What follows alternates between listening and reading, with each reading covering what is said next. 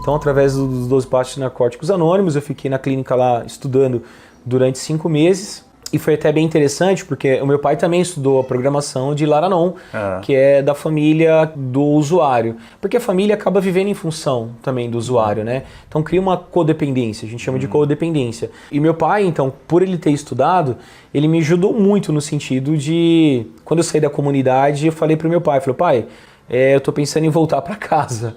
Aí ele falou assim, que casa? Você não tá falando da minha casa não, né? E isso, cara, não foi um desmérito, não foi uma coisa que ele fez para me prejudicar. Né? Ele sabia que eu estava no lugar correto, estudando aquilo que eu deveria estudar, então ele foi certificar de que eu realmente queria aquilo. Eu acabei ficando na cidade por um tempo, conheci minha atual companheira lá nessa cidade. Depois de uns 3 meses que eu estava na cidade, já fora da comunidade, limpo, eu voltei para casa dos meus pais, né? E tô aí, cara. Voltei a estudar, passei num concurso público, hoje eu sou funcionário público já há 12 anos, né? Tô me formando já em serviço social, então é possível, sabe? Sim. Por mais que você chegue ali no fundo do poço, né? Por mais que você acredite que não tem uma saída, tem saída, né? Basta querer e tem que querer muito, né? Ainda se sente um dependente? Eu sou um dependente. Eu sou um dependente químico. Isso não vai mudar. Isso nunca vai mudar.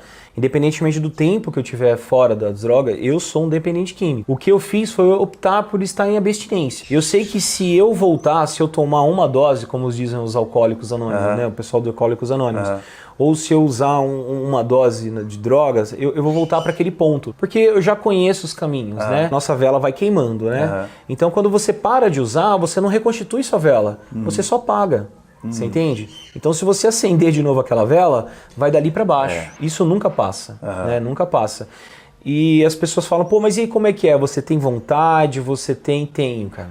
Tem ainda. Eu ainda hoje eu tenho vontade.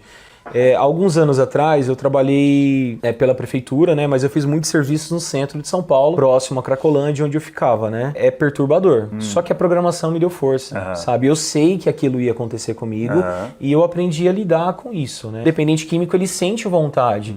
Hoje, quando eu vejo as pessoas bebendo, eu sinto vontade, porque eu também sou alcoólatra, né? Eu sinto o cheiro do álcool, me instiga a usar. Então eu tenho que ter essa noção de que eu sou aquele cara que dorme no chão, debaixo da chuva, aquele cara que fica ali 1 semana, 2 semanas sem tomar um banho. Eu sou aquele cara. Hoje eu opto por ser diferente, por estar diferente.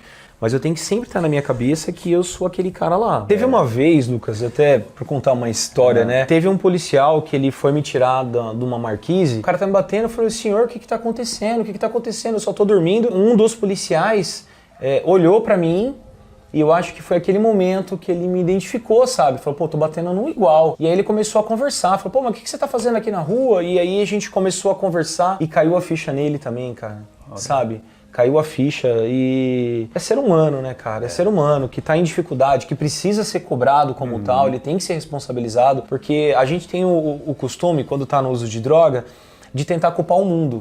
A gente tenta responsabilizar todo mundo, né? É uma forma de sofrer menos. Eu consigo fazer essa identificação, né? Então o problema não tá comigo, o problema tá comigo, com o mundo, e por isso que eu tô usando droga, né?